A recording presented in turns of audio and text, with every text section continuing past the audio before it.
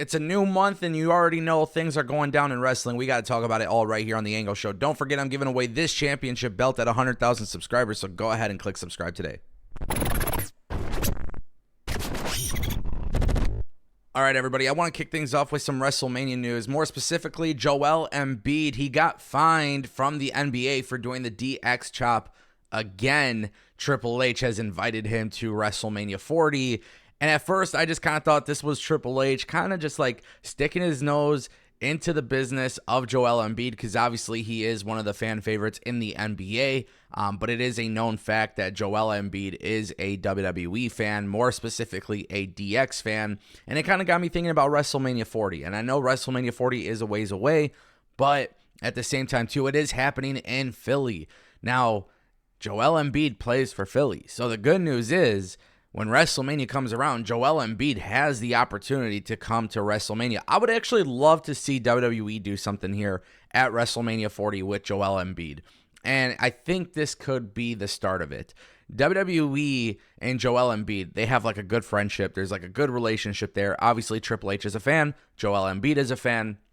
Triple H runs WWE Creative. If I'm the WWE, I would do like a DX reunion at WrestleMania 40 with Joel Embiid. It's just going to be a good, feel-good moment. It could be kind of fun. Whoever's the heels of the group, maybe Judgment Day is still running wild that day. Maybe Joel Embiid could punch somebody, or, just something small. It doesn't have to be anything crazy or anything massive, and it doesn't have to be anything that takes up too much time. But, you could do this kind of like right after the co-main event of the evening. And the reason why you could actually do that, by the way, is because of the fact that you want to kind of cool things down a little bit right before the main event. And that could be like a really fun moment. So who knows? WWE, Joel Embiid, I think it's possible. More celebrities in WWE. I think you should always expect them at WrestleMania. That's kind of what it's known for anyways. And this would be one that I think would get a massive pop. I want to turn our attention to Matt Riddle. We know he's still part of his non-compete clause with WWE, but now Bobby Fulton has revealed Saturday, March 9th, Double D's Auction House and Big Time Wrestling presents the Reunion 3 in Ohio at the Ohio University Shoemaker Center. I think that's what it's called. For the first time ever, Matt Riddle will go one-on-one against Rob Van Dam. Yeah. This has been announced for March 9th, and this is the match that everybody's going to get post Matt Riddle's WWE career. Matt Riddle versus Rob Van Dam, to some, is a dream match. I think this is just the idea of putting two stoners in the ring together. They'll probably have a really good match, honestly, but it's an indie match, right? Like, this is taking place on the indies. I don't know if there is going to be a way to watch this on a stream or like on a streaming platform or anything like that. If there's like some updates later on, I'll definitely, let you guys know whether it's on Fight TV or Premiere or something like that. But Matt Riddle versus Rob Van Dam, I feel like is a match AEW would book, to be honest. But for those who care about indie wrestling and for those who care about what Matt Riddle is going to do next, his first appearance is being announced. So this isn't something that's like incredibly massive, because obviously indies is cool, but, wrestling on TV is obviously a lot better. So what happens with Matt Riddle? That's really the question I want to ask you guys. What do you guys think happens with Matt Riddle after his WWE release? I've seen some people in the past say they think he's going to go to AEW. I've seen some people think that he's going to go to TNA. I've seen some people say that they believe he's just going to go do the indies and then do, fighting for PFL/Bellator. Which I think that could make a lot of sense. For those who don't know, like in the MMA world, PFL is buying Bellator. So you could bring Matt Riddle in. He could fight for either promotion or whatever. But I could see that very much being the case too. Look, it's going to be interesting to see what Matt Riddle does. I think Matt Riddle's got a lot of issues that need to be worked out.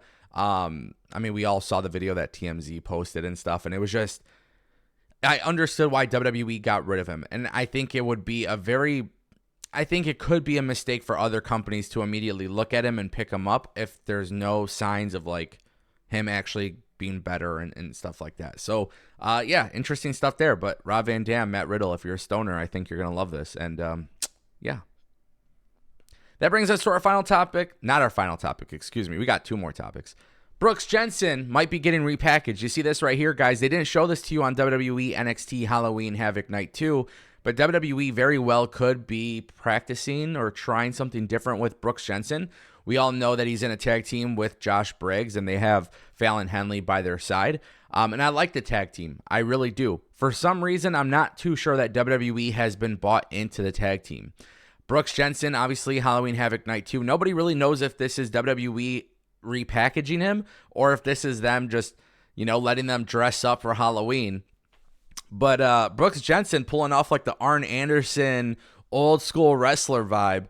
And he posted this photo and he says, what's old is new. And honestly, low key, I think this is actually kind of fire. I think Brooks Jensen, really does kind of give off that old school wrestler feel anyways. Look, I'm just kind of throwing this out there. I don't know if I really fully thought this part through, but Arn Anderson's son, right? He's a free agent now.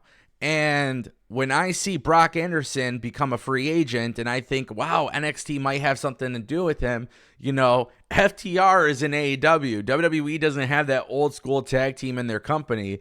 I don't know if maybe that could be something WWE toys around with. I mean, as far as the look goes, this guy, you can see he's got that old school vibe. You know what I mean? So maybe it could work. Maybe this is something that could actually work. If WWE wants him to be solo, they can do that. They can have him be a singles guy. If WWE brings in Brock Anderson, shit, dude, I think it would be a freaking fun thing to try out and see what happens. That's the cool thing about NXT is you could try things out. You can see what works, and if it doesn't work, it's not a big deal. You could try again. The difference is you don't really have that choice on the main roster. What they need to do is call people up to the main roster the way that they already are in NXT. And I don't mind Brooks Jensen getting repackaged if that's the case. I'd prefer that him and Josh Briggs stay together. I like their tag team. I don't know if WWE does, though. WWE obviously been doing big things, but what about AEW? Mariah May, she posted a video on her Twitter account, X account, and it looks like she's like timeless Toni Storm. I don't know how to explain this other than the fact that she's teasing everybody for AEW Dynamite tonight, and her video that she posted was very much in the realm of Toni Storm's timeless vignettes. There's a lot of inspiration from that in Mariah May's video. AEW has not teased a debut. Mariah May is teasing the debut. There's been rumors for a while that she was headed to AEW, and there was rumors for a while that she was going to be with Toni Storm, which we've talked about this on the channel, and I just thought it would have happened by now. Now it looks like Mariah May could be on Dynamite tonight. Obviously, if that's the case, I'm excited to see what happens. I think Toni Storm's the best part of the women's division at the moment. She's really got the character locked down. You can see how many people are actually bought into it because they're bought into the character. I'm curious to see how everything works here when it comes to Mariah May moving forward in the United States. I would hope that it works out. Yeah. What do you guys think? Let me know. Don't forget I'm giving away this championship belt at 100,000 subscribers. I appreciate you guys all for watching. Thank you. Peace.